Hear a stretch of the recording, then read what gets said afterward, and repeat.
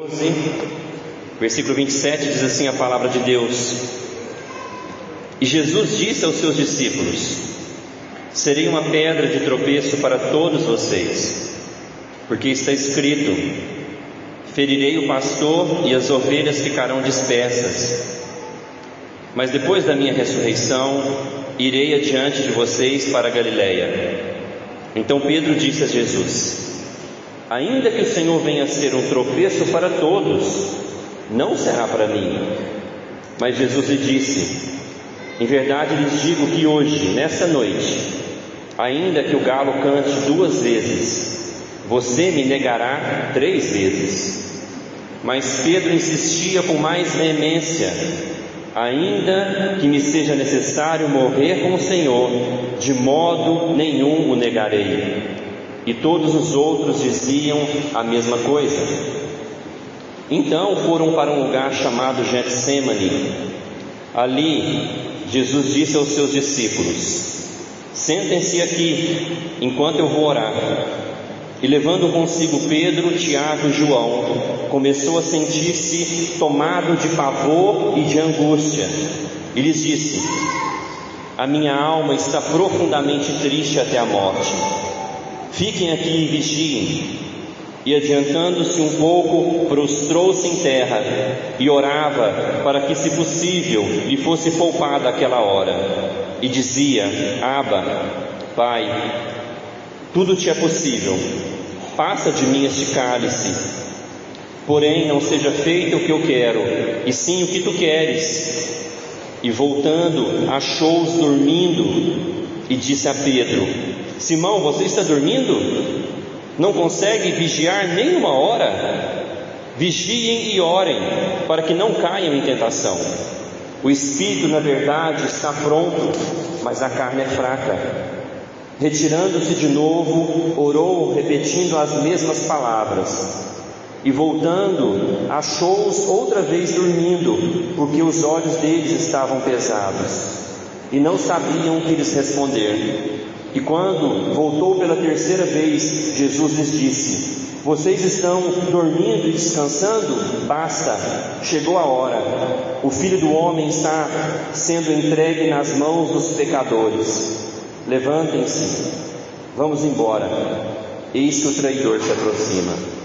Vamos orar mais uma vez. Você que cantou para Deus mudar o seu coração, é o momento agora de você pedir isso para Ele. Deus, estamos diante de um texto onde vemos como nós somos falhos e como precisamos da transformação do Senhor.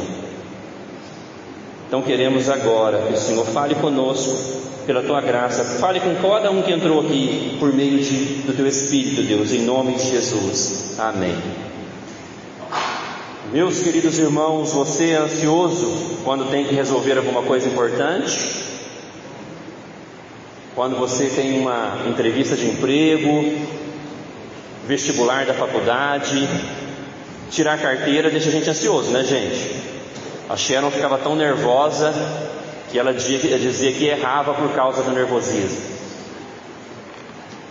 Que deixa você com um frio na barriga, você não consegue nem dormir a noite anterior. O que você tem para resolver esse ano que você está com medo? Uma audiência com o juiz, imagina? Ansiedade e expectativa faz parte do humano, faz parte do nosso humano. E aqui nós estamos na noite anterior do maior teste que um homem poderia passar. E esse texto hoje, Deus vai nos dizer que Jesus, o Deus homem, começa a experimentar o sofrimento pelos pecadores. Por isso o nosso tema é amigos e o cálice. Cálice é um copo, como nós lemos no início do culto, Salmo 75, 8. Por isso é importante, irmãos, a gente chegar no culto no horário, porque desde a primeira leitura tem a ver com tudo que vai acontecer aqui. A gente prepara a liturgia com início, meio e fim, entenderam? Então a primeira leitura, nós lemos Salmos que diz que tem o cálice da justiça de Deus, que ele será bebido devagarinho pelos ímpios. Então nós vemos aqui que Jesus, ele começa a experimentar. Sabe quando você vai tomar alguma coisa, a gente fala, experimenta aí ver se você gosta? Jesus está tomando agora um golinho desse cálice. Ele começa a experimentar o sofrimento pelos pecadores. E o primeiro ponto, irmãos, que a Bíblia nos mostra hoje para nossas vidas, é que todos nós somos capazes de trair e desapontar o Senhor Jesus. Todos nós somos capazes de trair e abandonar o Senhor Jesus. Já pensou nisso? Às vezes você pensa nas pessoas que já deixaram a igreja, que não estão mais aqui, que deixaram a igreja é também deixar o Senhor Jesus. E a gente pensa assim, eu nunca vou fazer isso. Calma, nós vamos ver aqui que todos nós somos capazes, porque Jesus começa a falar para eles. Aqui foi depois da última Páscoa e da instauração da ceia, lembram? Jesus tinha tido naquele momento a última Páscoa com seus discípulos, tinha instaurado o novo rito do Novo Testamento, a ceia. Jesus ainda estava cheiroso daquela mulher que perfumou ele todo por nardo puro. E Jesus fala agora para eles assim: olha, o pastor vai ser ferido, e as ovelhas, elas todas vão ficar dispersas, todas elas vão se dispersar. Jesus fala isso no versículo 37. Eu vou ser uma pedra de tropeço. Algumas versões está escândalo. Vocês vão tropeçar. Mas daí Pedro, nas minhas palavras, ele vai falar assim: Jesus, isso é impossível de acontecer. Sabe quando a gente fala assim, estamos juntos? Nas nossas palavras hoje, Pedro falaria assim, se fosse os jovens, né? Que é isso, Jesus? Estamos juntos. Isso é impossível de acontecer comigo. Eu vou estar com o Senhor. Olha o versículo 29, ele fala a Jesus: ainda que o Senhor venha a ser uma pedra de tropeço para todos, para mim não. Jesus, todo mundo aqui pode se dispersar, mas eu? Estamos juntos, Jesus, até o final. Porque talvez, meus irmãos, Pedro se achava tão capaz, tão fiel, que depois vai dizer que ele insiste. Quando Jesus fala que ele vai negar ele 3 vezes, ele ainda insiste, mesmo o Senhor falando: Pedro, você vai me negar. E ele fala assim: Senhor, eu posso até morrer com o Senhor. Meus irmãos, Pedro, ele se acha tão fiel e tão capaz, que nos mostra o perigo da gente ter uma confiança em nós mesmos, da gente confiar tanto em nós mesmos e achar que nós não somos capazes de trair e abandonar o Senhor Jesus. Nós não somos melhores do que Pedro e que os apóstolos. Não confie em si mesmo, não confie na sua própria força. E a gente vê que, a despeito da infidelidade dos seus discípulos e da nossa, Jesus, ele ama os seus discípulos apesar disso. Porque Jesus fala que vai ser ferido, que as ovelhas vão se despertar, mas ele fala: depois da ressurreição, eu vou voltar e eu vou reunir vocês de novo. Ele fala: eu vou voltar e reunir as ovelhas que se despertaram novamente. Veja que maravilha a fidelidade de Jesus a despeito da nossa infidelidade. Jesus não nos ama por causa da nossa fidelidade, porque se Ele nos amasse de acordo com a nossa fidelidade, era só eu que estaria com dificuldades? Todos nós estaríamos em apuros. Mas veja, meus irmãos, que Jesus ama as suas ovelhas pelo que Ele é, pelo que Ele fez por nós. Deus nos ama porque aquilo que Cristo fez. Ele nos ama e nunca vai nos deixar de nos amar. Hoje nós vimos aqui de manhã, estudando sobre a Trindade na escola dominical, e nós vimos que Deus Pai, Deus Filho e Deus Espírito Santo fizeram um acordo de nos amar na eternidade. Então, a despeito da nossa infidelidade, Jesus nunca vai deixar de amar as suas ovelhas. Por quê?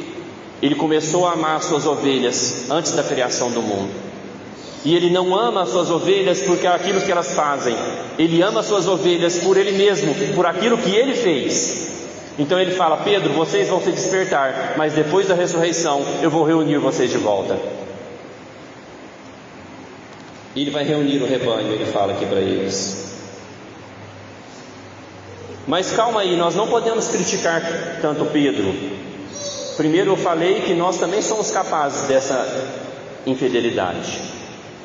Mas aqui nós vemos na afirmação de Pedro que ele tem um desejo de ser fiel ao Senhor. A sua afirmação é meio impensada, mas vê que mostra que ele tem um desejo de ser fiel ao Senhor. Esse deve ser o nosso desejo. Essa vontade de Pedro de falar: Jesus, eu estou com o Senhor, mesmo que o Senhor seja morto, eu estou pronto para morrer com o Senhor. Essa deve ser também a nossa afirmação. Porque quem não ama, quem não quer ser fiel a Jesus, é porque não o ama. A afirmação de Pedro tem que ser a nossa afirmação: Jesus, eu quero inclusive morrer pelo Senhor, se for possível, porque o Senhor morreu por mim, pelos meus pecados. Meus irmãos, temos que tomar cuidado com a nossa autossuficiência, porque o diabo, ele quer nos levar a abandonar Jesus. Você sabia disso? Em outro texto que mostra essa mesma passagem, Lucas no capítulo 22, vai dizer ali que Jesus fala que intercedeu por Pedro, porque o diabo queria peneirá-lo como peneira o trigo. E Jesus fala: Pedro, o diabo quis peneirar você, mas eu roguei por você, eu intercedi por você para que você não caísse. Ou seja, nós só estamos de pé, nós estamos seguindo o Senhor Jesus, porque Jesus intercede por nós. Se dependesse da nossa própria força, da nossa própria fidelidade, nós não seguiríamos Jesus até o final da nossa vida. Se não fosse a intercessão de Jesus, nós também abandonaríamos Jesus. Portanto, meus irmãos, nunca diga nunca. Nunca diga: eu nunca vou fazer isso.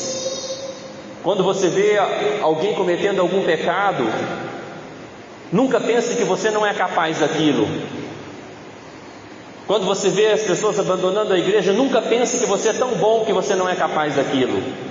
A nossa oração tem que ser sempre: Jesus, tenha misericórdia de mim, estenda a sua mão intercessora sobre mim, porque senão nós abandonamos o Senhor. Mas, meus irmãos, aqui Jesus vai falar que ele, como pastor, será ferido. Versículo 37: ferirei o pastor e as ovelhas ficarão dispersas. Essa é uma profecia de Zacarias capítulo 13, versículo 7. Só ouça o que diz Zacarias 13, 7. Jesus agora, citando essa profecia de séculos passados, diz o seguinte: levante-se, ó espada, e ataque o meu pastor, e aquele que é o meu companheiro, diz o Senhor dos Exércitos, fira o pastor, e as ovelhas ficarão dispersas, e voltarei a minha mão para os pequeninos. O profeta Zacarias, séculos antes, disse isso que Jesus está dizendo agora para os seus discípulos, que o pastor será ferido e as ovelhas serão dispersas. Mas é interessante que Zacarias 13:7 nos mostra que há uma espada que será, essa espada que vai ferir o pastor. Então quem é o pastor ferido? Jesus. Quem são as ovelhas que ficariam dispersas? Os discípulos. Mas e que espada é essa que ferirá o pastor? A espada do diabo? Não, a espada do próprio Deus. Talvez você lembre em Gênesis no capítulo 3, quando Deus expulsa Adão do Éden, diz que alguns querubins tinham uma espada flamejante que ficava passando para lá e para cá, para que ninguém mais entrasse na presença de Deus no Éden. Então Jesus, meus irmãos, seria ferido pela espada do próprio Deus, para que nós pudéssemos ter acesso novamente ao Éden, para que nós pudéssemos ter acesso novamente ao Santo dos Santos, à presença e à intimidade de Deus. Se alguém passasse naquela espada dos anjos, seria fulminado na mesma hora. Então Jesus está na terra para ser cortado pela espada flamejante de Deus, para que nós pudéssemos ter acesso de novo ao nosso Deus. Jesus, então, meus irmãos, começa a experimentar o cálice da ira de Deus. Tanto que Jesus, ele está aflito. Jesus, ele sabe que agora ele vai passar por uma dor incomparável. Ele sabe o que espera ele. Até aquele momento, meus irmãos, é interessante que nada abalava Jesus. Lembra quando Jesus está numa tempestade no mar? Se fosse a gente num barquinho no meio da tempestade, a gente estaria aflito, com medo. Jesus está tranquilo. Manda o mar se acalmar. Jesus sabia que os inimigos queriam matá-lo e ele ficava preocupado. Jesus ficava tranquilo. As pessoas negavam Jesus e não queriam segui-lo. Jesus ficava tranquilo. Mas aqui, meus irmãos, agora diferente está acontecendo. Alguma coisa mudou. Alguma coisa mudou no coração de Jesus, porque agora ele pede ajuda, pedindo socorro. Agora ele pede para os seus amigos: por favor, fiquem comigo, eu preciso de vocês comigo. Alguma coisa mudou, mas o que, meus irmãos, que assusta Jesus? Porque nós vemos na história alguns mártires que morreram por causa do Evangelho, foram para a fogueira tranquilos. Quando você estuda a história da igreja, você vê o relato dos mártires, as suas últimas palavras, eles estão tranquilos. Porque Jesus, o perfeito homem, está aflito? Porque, meus irmãos, ele conhece a força da ira do seu Pai. Outro dia, cheguei no Kaique, meu filho mais velho, e falei: Kaique, me explica uma coisa aqui. Por que você faz graça demais com a sua mãe e comigo você não faz essas graças? Ele falou: meu pai é nervoso. O filho conhece com quem ele pode fazer graça. Jesus, ele conhece perfeitamente, porque ele viveu e vive perfeitamente junto do seu Pai. Ele sabe da ira do seu Pai contra o pecado. Ele sabe que esse castigo será forte. Então Jesus, meus irmãos, começa a ficar angustiado. Olha o versículo 33. E levando consigo Pedro, Tiago e João, começou a sentir-se tomado de pavor e angústia. Jesus está começando a perceber que a sua hora é chegada. No outro dia ele seria morto naquela cruz. Jesus começa a enfrentar, a saber, beber um pouquinho daquele cálice que ele enfrentaria o fogo consumidor de Deus. Jesus, ele saberia que o seu castigo estava próximo. Ele conhecia o profeta Isaías, porque ele que inspirou o profeta Isaías. E o que o profeta Isaías profetizou em Isaías 53? Que ele seria traspassado, que ele seria moído, que ele seria castigado. Jesus conhecia o que esperava ele. Jesus sabia que pela primeira vez ele seria separado do seu Pai. Você pode imaginar isso? Jesus, que viveu eternamente com seu Pai, numa relação perfeita de amor e comunhão, agora Jesus saberia que ele seria abandonado pelo seu Pai naquela cruz. Por isso, uma das suas orações é o quê? Deus meu, por que me abandonaste naquela cruz? Seria mais ou menos, irmãos, como que Jesus ele estivesse experimentando.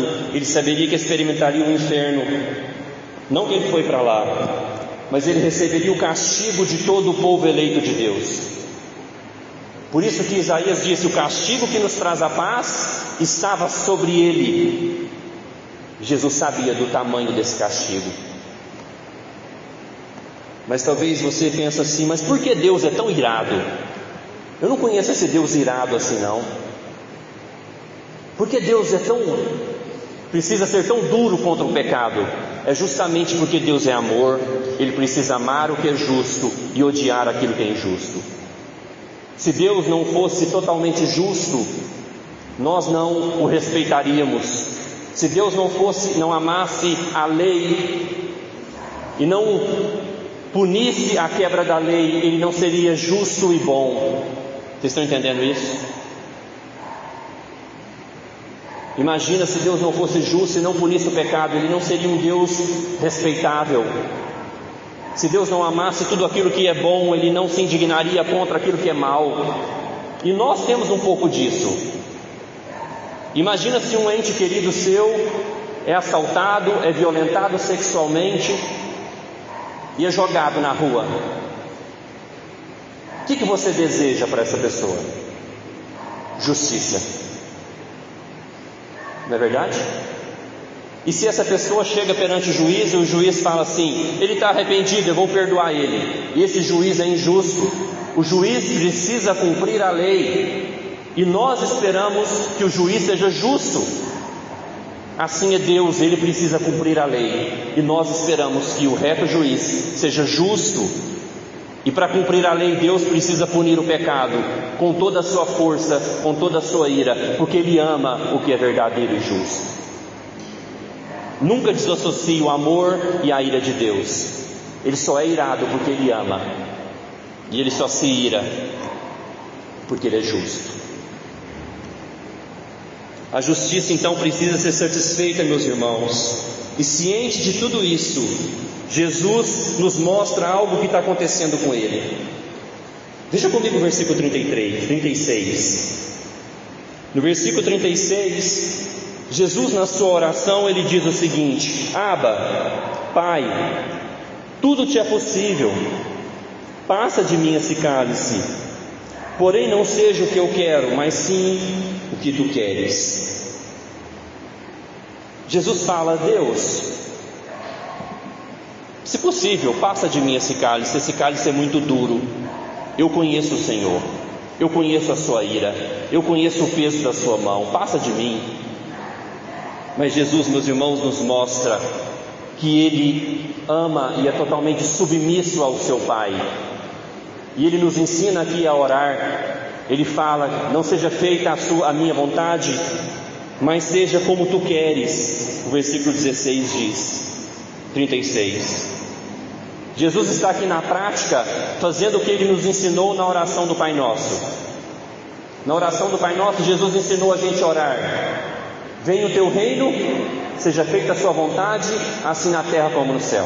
Ele ensinou na teoria, agora Jesus está nos ensinando na prática. No momento da sua maior angústia, Ele pede: Deus, seja feita de acordo com aquilo que o Senhor quer. É assim que a gente deve orar, sabia? Nós podemos pedir coisas para Deus, mas eu creio que nós temos que terminar toda a oração assim: Deus, por favor, me alivia, faz isso por mim, todavia seja feita a tua vontade. Jesus nos mostra, meus irmãos, o amor e a obediência a Deus é maior do que o seu desejo. Ali Ele mostra um desejo de sair daquele peso, mas Ele mostra que o seu amor e obediência a Deus é maior do que o seu desejo. Jesus aqui está, meus irmãos, como o segundo Adão, diferente do primeiro Adão. O primeiro Adão escolhe de acordo com a sua própria vontade. Jesus agora, como o segundo Adão, Ele escolhe obedecer a Deus. Jesus aqui está passando num teste. O primeiro Adão escolhe a sua própria vontade e peca desobedecendo a Deus. Jesus agora, como segundo Adão, o nosso representante perante Deus, Ele escolhe obedecer a Deus em detrimento à sua própria vontade. Assim é todo cristão. E Jesus, meus irmãos, de uma vez por todas, escolhe obedecer a Deus para nos salvar. Todo homem tem dois representantes, ou um dos dois perante Deus. Ou o seu representante perante Deus é Adão, caído, desobediente. O segundo representante que um homem pode ter perante Deus é o Senhor Jesus, obediente até o fim. Todo homem tem um pacto com Deus. Ou você está debaixo do pacto de Adão, um pacto quebrado por causa da desobediência, ou você está debaixo do pacto de Jesus Cristo, o pacto que foi feito em obediência até o final. Em Hebreus, no capítulo 5, versículo 8 e 9 diz o seguinte: só ouça: embora fosse filho, aprendeu a obediência pelas coisas que sofreu, e tendo sido aperfeiçoado, tornou-se o autor da salvação eterna para todos os que lhe obedecem. O autor de Hebreus diz que Jesus aprendeu a obediência por tudo que sofreu, e ele foi aperfeiçoado, e por causa da sua obediência, ele tornou-se o autor da salvação eterna de todos que lhe obedecem. Amém? Por causa da obediência de Jesus, meus irmãos, porque ele escolheu obedecer a Deus em detrimento à sua própria vontade, ele pode salvar todos aqueles que lhe obedecem.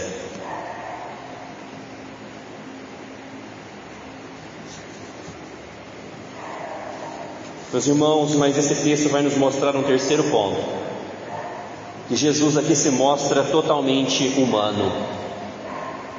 Hoje na escola dominical nós aprendemos sobre a divindade de Jesus. Jesus é Deus, sabia? Jesus perdoa pecados, só Deus pode perdoar pecados. Jesus tem autoridade sobre as forças da natureza, só Deus tem essa força. Jesus ressuscitava pessoas, só Deus pode ressuscitar pessoas. Jesus é Deus. Mas aqui nós vemos que Jesus é 100% homem, diferente de nós, o perfeito homem. Digamos que Jesus é o único homem normal que pisou nessa terra. Todos nós somos esquisitos, o pecado nos deixou esquisitos. Jesus é o único homem normal, o perfeito homem. E veja ele como o perfeito homem, e ele nos momentos de dificuldade, ele busca a ajuda dos seus amigos. Ele fala para os seus amigos: vem orar comigo. Veja, meus irmãos, é a primeira vez que Jesus está abrindo o coração para os discípulos. Nas minhas palavras ele está falando assim: gente, eu não estou bem, eu fui o consolo para vocês até agora, mas agora eu não estou bem, eu preciso que vocês vigiem comigo, vem orar comigo. Jesus busca então alívio nos seus amigos, mas acima de tudo, ele busca alívio no seu Pai. Ele busca oração junto com o seu Pai. Jesus não esconde a tristeza dele. Ele fala para os seus amigos: eu estou cheio de pavor, eu estou angustiado. Veja ele totalmente humano, abrindo o seu coração, não escondendo esse seu momento difícil. Jesus, meus irmãos, também experimentou, porém sem pecado, as fraquezas e dores. Você tem pavor, você tem angústia, você tem tristeza. Jesus está aqui como homem, se identificando com cada um de nós, mostrando que ele é humano como nós, que é normal nós temos tristeza, angústia, que é normal nós temos momentos de medo nessa vida. Mas Jesus nos mostra que ele busca ajuda nos seus amigos e, acima de tudo, no seu Deus, no seu Pai. Eu vejo que nós, meus irmãos, precisamos aprender isso e abrir mais o nosso coração como Jesus. Às vezes a gente está passando por alguma dificuldade e a gente já pensa num psicólogo. Nós ainda não nos abrimos com Deus, nós não buscamos os nossos amigos, irmãos, para poder nos ajudar, orar conosco. Jesus não tem problema com isso. Ele fala para os seus amigos: vão comigo, eu não estou bem. Porque nós vemos que homens, discípulos, eu e você, a má notícia para nós hoje é que nós somos incapazes de ajudar Jesus. Porque Jesus está abrindo o coração para eles e nós somos incapazes. Porque por 3 vezes, quando Jesus vai orar, ele volta, o que está acontecendo com os seus discípulos? Está todo mundo dormindo. Talvez eles estavam cansados, da última Páscoa, porque era uma comilança, um cordeiro, pães asmos, ervas amargas, tinha bebida na Páscoa, tinha vinho. Então talvez eles estavam cansados, barriga cheia. Mas nós vemos, meus irmãos, que nós não somos capazes de ajudar Jesus. É Ele que tem que nos salvar sozinhos. Ai de nós, se dependesse 1% da nossa fidelidade. Jesus tem que nos salvar sozinho. No momento de maior angústia dele, os seus discípulos estão dormindo. O que eles fazem nesse momento de dor do Senhor? Dormem. Outro dia experimentei algo engraçado e parecido, guardadas as devidas proporções, é lógico. Estou indo para a reunião de oração terça-feira. Veio o Noah, o do meio, 5 anos. Pai, eu quero ir, vou te ajudar na oração. Nós cantamos um hino. Quando eu olhei para o lado, ele estava dormindo no banco. Tadinho. Não durou 15 minutos a fidelidade dele com o Pai. É a mesma coisa a gente com Deus. Fala: Deus, eu vou fazer isso para o Senhor. Esse ano eu vou fazer isso. Nossa fidelidade é pífia. Meus irmãos, eles dormem repetidamente, eles estão cansados, nós somos assim, e Jesus os alerta. No versículo 38, Jesus fala para Pedro: vigiem e orem, para que não caia em tentação. O espírito, na verdade, está pronto, mas a carne é fraca. Alguns tentam fazer um dualismo, né? A carne e espírito. Não, nós somos uma unidade de carne e espírito. O que Jesus está falando é que a nossa natureza pecaminosa ainda resiste dentro de nós para não fazermos a obra de Deus. Há uma luta constante, e nessa luta o perigo maior é quando a gente está cansado. Quando a gente está cansado, sobrecarregado, há o perigo maior da gente pecar. Já viu isso quando o marido chega cheio de problema de serviço em casa? Não é momento ali talvez de discutir. Você está cansado, calma. Quando a gente está sobrecarregado, parece que a nossa carne ela aflora e a gente acaba fazendo coisas que não devia. E Jesus fala: vigiem, porque a natureza de vocês ainda é carnal. Daí no versículo 41, Jesus, pela terceira vez, Jesus lhes disse: vocês ainda estão dormindo e descansando, basta. Chegou a hora, o Filho do Homem está para ser entregue nas mãos dos pecadores. Chega uma hora que Jesus olha para nós, a gente já prometeu tanta coisa para Ele, que Ele fala: basta. Promete mais nada não. Se você está afim, vai e faça. Porque, meus irmãos, nós temos que vigiar, que a nossa tendência carnal é de nos afastarmos do Senhor. Por isso a importância da igreja, porque aqui na igreja nós estamos cutucando um ao outro. Acorda, vigia, a sua carne é fraca. Verdadeiros irmãos são aqueles que exortam uns aos outros, que cutucam ao outro. Acorda, vigia, porque nós não somos melhores do que esses discípulos. Porque a nossa preguiça espiritual, meus irmãos, é grande. Se nós formos ser sinceros, a nossa preguiça espiritual é grande. Eu criei um termo seguinte, que nós somos leões para os nossos próprios projetos, para o nosso trabalho, para os nossos estudos. A gente acorda às 5 horas da manhã se precisar e vai até o final do dia. Nós somos leões para projetos pessoais e gatinhos para projetos que envolvem o reino de Deus, o serviço à igreja do Senhor. Por isso eu perguntei aos presbíteros hoje se eles estão interessados também nos negócios do Senhor, na igreja do Senhor. Porque nós somos preguiçosos, infelizmente, espiritualmente. Você acha que a gente não estaria dormindo lá nesse momento? Estaria dormindo. Portanto, meus irmãos, não confie em si mesmo. Nunca diga nunca que você nunca vai cometer tal pecado. Nunca confie no seu próprio braço. Peça a misericórdia do Senhor. Peça todo dia que as mãos intercessoras de Jesus estejam sobre a sua vida. Ao sair de casa todo dia, fala: Jesus, estenda a sua mão intercessora para a minha vida. Estenda a sua mão intercessora para a minha família, para que eu não caia. Mas tem a responsabilidade pessoal. Jesus fala: vigiem, vigiem e orem, porque a carne é fraca, a nossa natureza ainda é carnal. embora temos já a natureza espiritual implantada em nós. Vigiem, irmãos, cuidado por caminhos que vão te afastar do Senhor. Pessoas que se afastaram do Senhor, da igreja, começaram com alguns caminhos. Ninguém de um dia para o outro some da igreja e não volta nunca mais. São pequenos caminhos. Vigiem, orem. Eu sempre falo, venha para a reunião de oração. Ore com a sua família uma vez por semana. Homens, faça a reunião familiar uma vez por semana. Eu estou dando aquela folha para vocês estudarem o sermão da semana com a sua família. Essa semana eu não trouxe, porque eu percebi que os irmãos não estavam fazendo.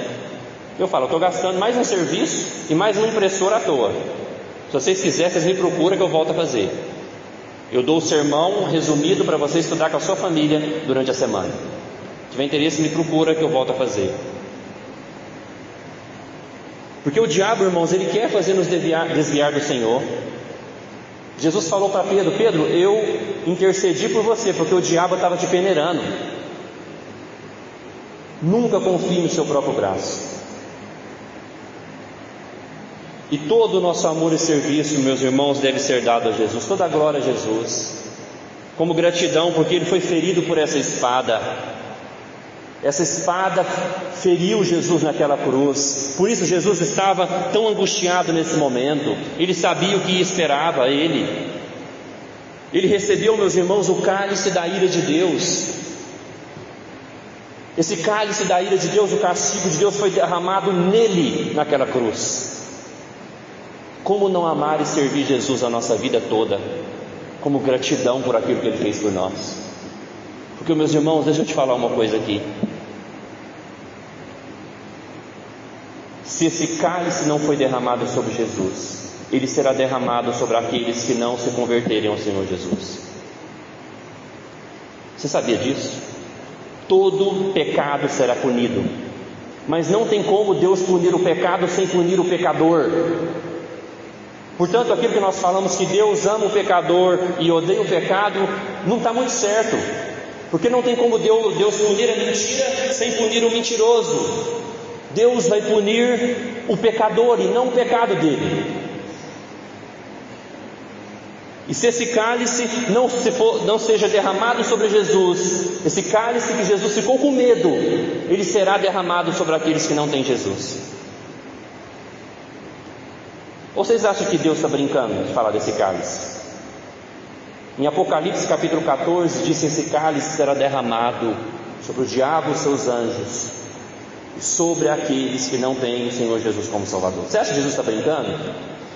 Às vezes eu acho que nós pensamos que Jesus não está falando sério. Pela forma que nós vivemos, de não orar, de não pregar, de não vigiar, de dormir, às vezes eu acho que a gente não acredita. Às vezes eu penso que a gente acha que Jesus vai chegar aqui, para ele voltar, falar: gente, está todo mundo salvo. Sabe aquele negócio de ira, de castigo, de inferno? Eu estava brincando com vocês. Eu acho que a gente pensa que é assim. Jesus vai chegar aqui, gente, eu estava brincando, não é nada disso não. Está todo mundo bem aqui, está bom. Não, irmãos. Apocalipse capítulo 14 fala que esse cálice da ira de Deus será derramado. O cálice é o copo onde a ira de Deus é derramada sobre esse mundo.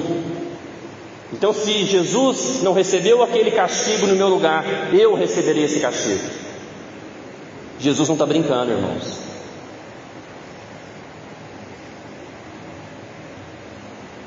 Portanto, se esconda, se refugie em Cristo hoje. Hoje é o dia da salvação. Se refugie, se esconda da ira de Deus hoje em Jesus. Ele é o nosso refúgio. Quando a Bíblia fala que Ele é o nosso refúgio, Ele é esse que nós nos escondemos para não receber o castigo de Deus. Porque Deus nos amou tanto que puniu o seu próprio Filho para não nos punir. Essa é a mensagem central do Evangelho. Jesus puniu o seu Filho para não punir as suas ovelhas. Por isso que Ele fala: o pastor vai ser ferido, as ovelhas vão se dispersar, mas Ele nos ama tanto que Ele fala: quando eu ressurgir, eu vou reunir as ovelhas novamente. Ele ama o seu povo a despeito da infidelidade do seu povo. Que Deus é como esse? Quem é como Deus? Aleluia. Portanto, eu tenho uma má notícia e uma boa para terminar. Qual você quer primeiro? Sempre a má, né? A gente fala, né? A má notícia é que nós somos dorminhocos e Jesus não pode confiar 100% na gente. Você não pode confiar em mim 100%. Mas a boa notícia é que nós podemos confiar em Jesus 100%. Por isso, todo o amor e o nosso serviço a Ele, que recebeu o cálice da ira de Deus, que nós veremos nas próximas semanas. Oremos.